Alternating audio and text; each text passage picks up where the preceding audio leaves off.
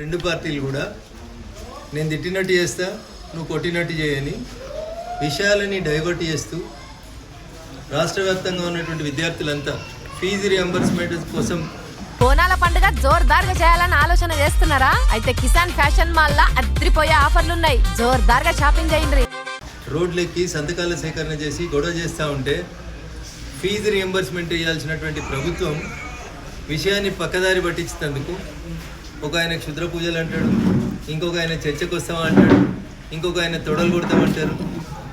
అవసరం ఉన్నటువంటి విషయం, ఈరోజు ప్రజలు అడుగుతున్నటువంటి విషయం, మీరు మహిళలకి ఇస్తా అన్న 2500 రూపాయలు ఏమైనాయని అడుగుతున్నారు, స్కూటీలు ఏమైనాయని అడుగుతున్నారు. ఫీజు రియంబర్స్మెంట్ రాక సుమారు 20 లక్షల మంది విద్యార్థులు నానా అవస్థలు పడి పై కోర్సులకు పోవాలంటే ఉద్యోగాలు వచ్చిన చోట ఒరిజినల్ సర్టిఫికెట్లు లేక నానా ఇబ్బందులు పడుతున్నటువంటి ప్రస్తుత తరుణంలో ఫీజు రియంబర్స్మెంట్ అనేటువంటి అంశాన్ని పక్కదారి పట్టించినందుకు సాక్షాత్తు పిసిసి ప్రెసిడెంటే క్షుద్ర పూజల పంచాయతీ చేస్తాడు. ఈ రాష్ట్రంలో అధికారంలో ఉంది కాంగ్రెస్ పార్టీ. ఒకవేళ ఎవడన్నా తవ్వ తప్పి క్షుద్ర పూజలు చేస్తే ఎందుకు మరి మీ పోలీసు వాళ్ళు తీసుకొచ్చి వాళ్ళు లోపలేస్తేందుకు ఇంత భయం ఎందుకు అవుతుంది? మీరు ప్రెస్ మీట్ పెట్టి క్షుద్ర పూజలు జరుగుతున్నాయి, ఈ రాష్ట్రానికి అనర్థం చేస్తున్నాడు, ఈ రాష్ట్రాన్ని ఇబ్బంది పెట్టాలనుకుంటూ ప్రభుత్వం పడిపోవాలనుకుంటుంది, పెట్టుర్రి రాజద్రోహం పెట్టి లోపలేయ్యి. చేతనైతే లేదా కాంగ్రెస్కి?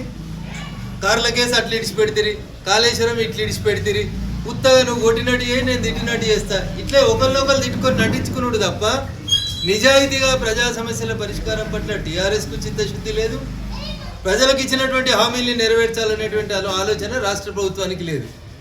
ఎంతసేపు మీడియాలో కవరేజ్ ఎట్లా తీసుకోవాలి, ఎట్లా ఒకరిని తిట్టినట్టు చేసి ఫస్ట్ పేజీలో కవరేజీల కోసం ప్రయత్నం తప్ప నిజంగా నిజాయితీ ఉంటే రాష్ట్ర ప్రభుత్వానికి ఫీజు రియంబర్స్మెంట్ విషయం లోపల మీ చిత్తశుద్ధి ఏందో చెప్పుండ్రి. ఒక శ్వేతపత్రం రిలీజ్ చేయండి, ఎంతమంది విద్యార్థులకి ఎంత బాకీ ఉన్నారు దాన్ని రిలీజ్ చేయండి. ఇవి పక్కన పెట్టి చిన్నప్పుడు ఏదో బేతాలోని కథలు చదువుకున్నట్టు క్షుద్ర పూజలు చేసిరని వాళ్ళు ఎప్పుడు సరే, చేయలేదని ఈయన ఎప్పుడు సరే, అంటే వీళ్ళు ఇద్దరు కలిసి నాటకం ఆడి అసలు సమస్యను పక్కదోవ పట్టిస్తూ ఉన్నారు. అందుకని కాంగ్రెస్ ప్రభుత్వానికి, పిసిసి అధ్యక్షునికి నిజంగా ఈ రాష్ట్రంలో ఉన్న విద్యార్థుల సమస్యల పట్ల, ప్రజా సమస్యల పట్ల చిత్తశుద్ధి ఉంటే 20 లక్షల మంది ఇంజనీరింగ్ విద్యార్థులకు రావాల్సినటువంటి లేదా చదువుకుంటున్నటువంటి విద్యార్థులకు రావాల్సినటువంటి ఫీజు రియంబర్స్మెంట్ మీద ఒక శ్వేతపత్రం ఇప్పిరి.